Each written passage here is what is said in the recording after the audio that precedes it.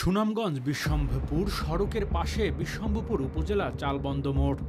৩ রাস্তার মোড়ে একজন কৃষকের হাতে কাস্তে ও কাঁধে লাঙল নিয়ে দাঁড়িয়ে আছেন।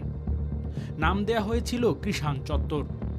গ্রাম বাংলার কৃষি ও কৃষকের ঐতিহ্য তুলে ধরতেই সুনামগঞ্জের বিশ্বম্ভপুরে নির্মাণ করা হয়েছিল ভাস্কর্যটি।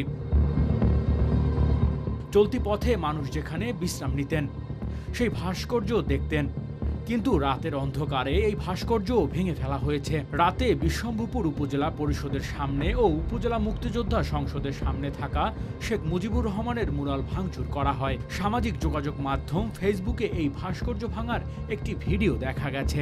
ভিডিওটিতে দেখা যায় কয়েকজন লোক হাতুড়ি দিয়ে ভাস্কর্যটি ভাঙছেন। এ সময় পেছন থেকে স্লোগান দিতে বলা হয়। এরপর শেখ হাসিনা আস্থানা বাংলাদেশে হবে না, আওয়ামী লীগের আস্থানা বাংলাদেশে হবে না, শাহজালালের তরোয়ার গর্জে উঠুক আরেকবার, নারায়ণ তাকবীর, আল্লাহ আকবার স্লোগান দেয় সেখানে থাকা লোকজন। প্রসঙ্গত, সুনামগঞ্জ জেলা শহর থেকে তাহিরপুর উপজেলায় টাঙ্গুয়ার হাওর, জাদুকাটা নদ, শিমুলবাগ, শহীদ সিরাজ লেকসহ হাওর এলাকায় পর্যটকগুলোতে যেতে কৃষাণ চত্বরের ভাস্কর্যটি চোখে পড়ত।